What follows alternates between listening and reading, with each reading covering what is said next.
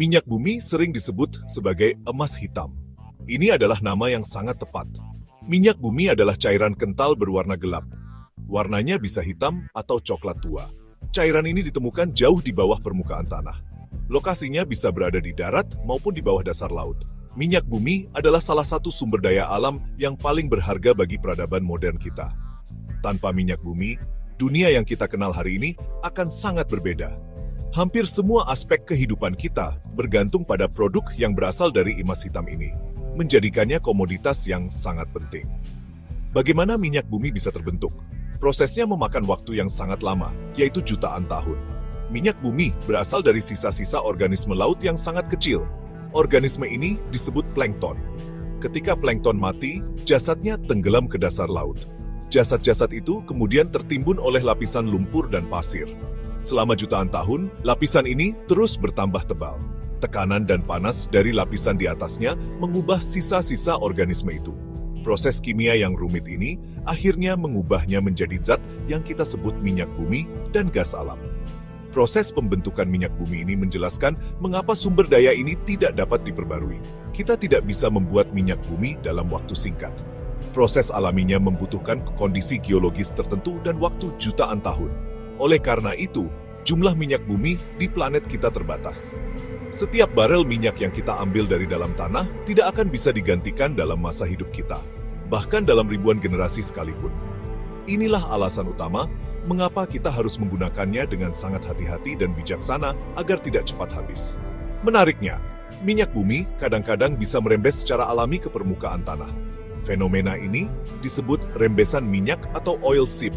Sejak zaman kuno, manusia telah menemukan dan menggunakan rembesan alami ini. Mereka menggunakannya untuk berbagai keperluan sederhana. Misalnya, untuk melapisi perahu agar tahan air atau sebagai bahan bakar untuk lampu. Penemuan inilah yang menjadi cikal bakal industri perminyakan modern. Orang zaman dahulu sudah menyadari manfaat dari cairan hitam lengket yang keluar dari tanah ini, jauh sebelum kita bisa mengebornya. Coba kita lihat di sekitar kita. Hampir semua yang kita gunakan berhubungan dengan minyak bumi. Peran utamanya adalah sebagai bahan bakar. Kendaraan seperti motor, mobil, dan bus yang kita naiki setiap hari membutuhkan bensin atau solar. Bensin dan solar adalah produk hasil olahan minyak bumi. Pesawat terbang yang melintasi angkasa juga menggunakan bahan bakar khusus yang disebut aftur. Aftur juga berasal dari minyak bumi. Tanpa bahan bakar ini, transportasi modern akan berhenti total. Kita tidak akan bisa bepergian jauh dengan cepat dan mudah seperti sekarang. Selain untuk transportasi, minyak bumi juga menjadi sumber energi utama untuk pembangkit listrik. Banyak pembangkit listrik di seluruh dunia menggunakan minyak bumi atau produk turunannya. Listrik yang dihasilkan menerangi rumah kita di malam hari. Listrik ini juga menghidupkan berbagai peralatan elektronik. Misalnya televisi, kulkas, komputer, dan pengisi daya ponsel. Jadi saat kita menyalakan lampu atau menonton televisi, ada kemungkinan besar energi yang kita gunakan berasal dari pembakaran minyak bumi. Perannya dalam menyediakan listrik sangatlah vital. Minyak bumi juga merupakan bahan baku utama untuk industri petrokimia. Industri ini mengubah minyak bumi menjadi berbagai produk yang sangat berguna. Salah satu produk yang paling umum adalah plastik, botol minuman, kantong belanja, mainan anak-anak, hingga komponen dashboard mobil. Semuanya terbuat dari plastik. Selain plastik, minyak bumi juga diolah menjadi serat sintetis untuk pakaian, seperti nilon dan polyester. Aspal yang digunakan untuk melapisi jalan raya agar mulus juga merupakan produk dari minyak bumi yang tidak bisa kita lupakan. Kegunaan lain dari minyak bumi yang sering kita lupakan adalah dalam pembuatan produk sehari-hari. Pelumas atau oli yang membuat mesin bekerja dengan lancar terbuat dari minyak bumi. Lilin yang kita gunakan saat mati lampu juga merupakan produk turunan minyak bumi.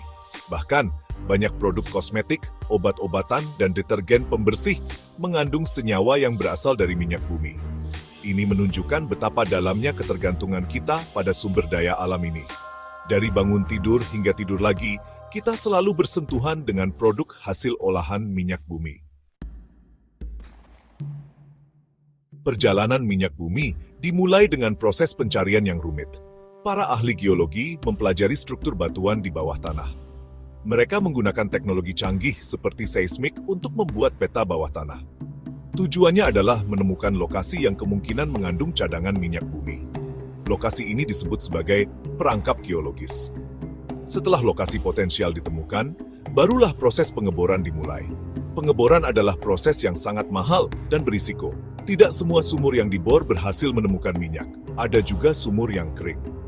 Setelah minyak bumi ditemukan, proses penambangan atau eksploitasi dimulai. Sebuah anjungan pengeboran atau rig akan dipasang di atas lokasi sumur. Rig ini akan mengebor lubang yang sangat dalam hingga mencapai lapisan batuan yang mengandung minyak. Tekanan alami dari dalam bumi seringkali cukup untuk mendorong minyak naik ke permukaan. Namun, seiring waktu, tekanan ini akan menurun. Maka, pompa-pompa besar akan digunakan untuk menyedot minyak mentah ke atas.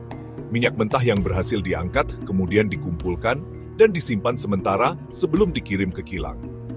Minyak mentah yang keluar dari sumur belum bisa langsung digunakan. Minyak ini adalah campuran kompleks dari berbagai macam zat. Oleh karena itu, minyak mentah harus diolah terlebih dahulu di sebuah fasilitas besar yang disebut kilang minyak. Di kilang minyak, minyak mentah akan dipanaskan dalam sebuah menara tinggi yang disebut menara distilasi. Proses pemanasan ini akan memisahkan minyak mentah menjadi berbagai komponen berdasarkan titik didihnya.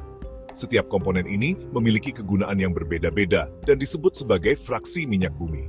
Proses ini mirip seperti merebus air dan mengumpulkan uapnya. Di dalam menara distilasi, komponen yang lebih ringan seperti gas akan naik ke bagian paling atas. Komponen yang sedikit lebih berat akan menjadi bensin. Di bawahnya lagi ada nafta, kerosin atau bahan bakar minyak tanah dan aftur, dan solar. Komponen yang paling berat dan memiliki titik didih tertinggi akan berada di bagian paling bawah. Sisa dari proses ini adalah residu yang kental, yang kemudian diolah lebih lanjut menjadi produk seperti pelumas, lilin, dan aspal. Setiap fraksi ini kemudian dimurnikan lebih lanjut untuk menghasilkan produk akhir yang siap dijual dan digunakan oleh konsumen di seluruh dunia. Penggunaan minyak bumi memberikan banyak sekali dampak positif bagi kemajuan manusia. Ketersediaan energi yang melimpah dan relatif murah telah mendorong revolusi industri. Pembangunan pabrik, transportasi massal, dan mekanisasi pertanian menjadi mungkin berkat minyak bumi.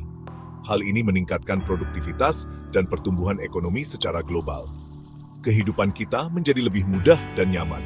Kita bisa bepergian dengan cepat, mendapatkan barang dari seluruh dunia, dan menikmati listrik 24 jam. Kesejahteraan manusia secara umum meningkat pesat berkat energi dari minyak bumi. Namun, di balik semua manfaatnya, penggunaan minyak bumi juga membawa dampak negatif yang serius. Dampak yang paling utama adalah terhadap lingkungan. Pembakaran bahan bakar fosil seperti bensin dan solar melepaskan gas rumah kaca ke atmosfer. Gas yang paling terkenal adalah karbon dioksida atau CO2. Akumulasi gas ini menyebabkan pemanasan global dan perubahan iklim. Dampaknya sudah kita rasakan, seperti cuaca ekstrem, naiknya permukaan air laut, dan mencairnya es di kutub. Selain itu, polusi udara dari asap kendaraan dan industri juga dapat menyebabkan masalah kesehatan pernapasan. Selain polusi udara, proses penambangan dan transportasi minyak bumi juga memiliki risiko. Tumpahan minyak di laut adalah salah satu bencana lingkungan yang paling ditakuti. Tumpahan minyak dapat merusak ekosistem laut secara masif. Lapisan minyak di permukaan air menghalangi sinar matahari dan oksigen, membunuh ikan, burung laut, dan biota laut lainnya. Proses pemulihan ekosistem yang tercemar minyak membutuhkan waktu bertahun-tahun dan biaya yang sangat besar.